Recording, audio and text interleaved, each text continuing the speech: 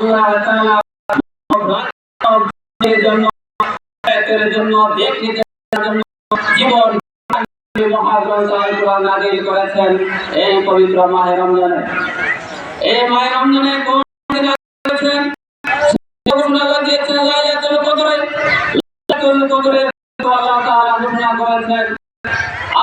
জানেন ইসলামের ইতিহাসে সর্বপ্রথম যে যুদ্ধ হয়েছিল বদরের যুদ্ধ, সেই যুদ্ধ হয়েছিল রমজান মাসের 17 তারিখে।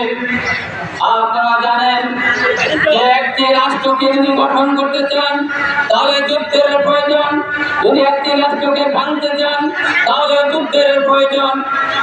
সেরকম ইসলামী একটি রাষ্ট্র গঠন করার জন্য সর্বপ্রথম যুদ্ধের প্রয়োজন ছিল। আল্লাহ তাআলা সেই বদরের যুদ্ধে রমজান মাসে সংগঠিত করেছেন। বদরের যুদ্ধের বিজয়ের মাধ্যমে মুসলমানরা একটি ইসলামী কল্যাণকর রাষ্ট্র কায়েম করেছিলেন। যে মদিনা রাষ্ট্র কায়েমের মাধ্যমে আজকে পৃথিবীতে 17টি মুসলিম রাষ্ট্র হয়েছে। যদি আজকে বদরের যুদ্ধের মাধ্যমে মদিনা রাষ্ট্র কায়েম না হতো, আজকে তাহলে পৃথিবীতে 57টি মুসলিম রাষ্ট্র হতো না। এরপরেও আল্লাহ তাআলা কেন রমজানকে রমজানে কোরআন নাযিল করেছেন?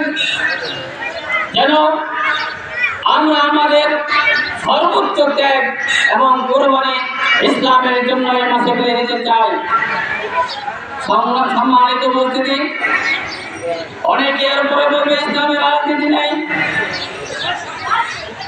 আমি একটি কোন আয়াত থেকে বলতে চাই,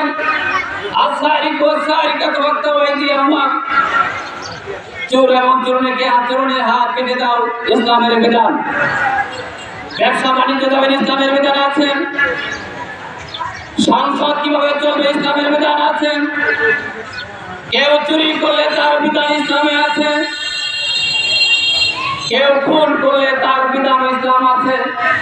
তাহলে কোরআনের এই ফৌজদারি অপরাধের যে শাস্তির বর্ণনা কোরআনে দিয়েছে, সেই শাস্তি কার্যকরের মাধ্যম হচ্ছে আদালত।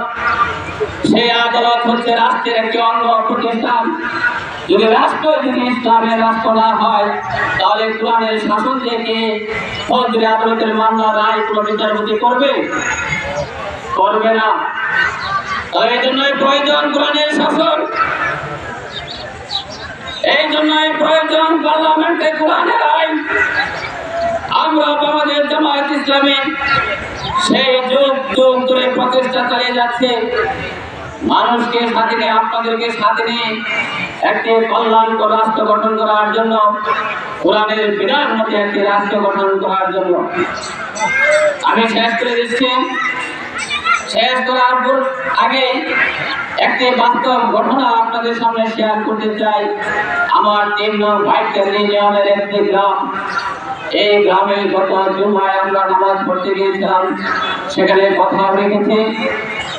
জুমার নামাজে শেষে ইমাম সাহেব মোনাজাত করলেন যে আল্লাহ, তুমি বাংলার জমিনকে ইসলামের জন্য কবুল করো।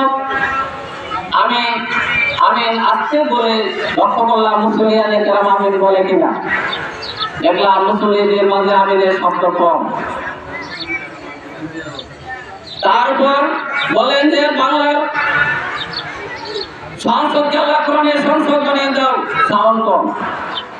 এরপরে ইমাম সাহেব বললেন, হে আল্লাহ, রমজানে উসিলা করে আমাদের সবাইকে মাফ করে দাও। তখন দেখলাম সবাই বলল আমিন।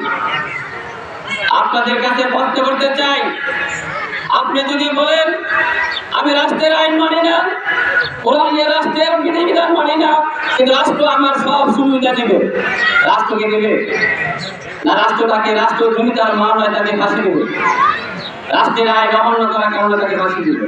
ঠিক তদ্রুপ আল্লাহর আইন বিধান মানি না, আল্লাহর বিধান মানবো না, কিন্তু আল্লাহ তুমি আমার ক্ষমা করে দাও।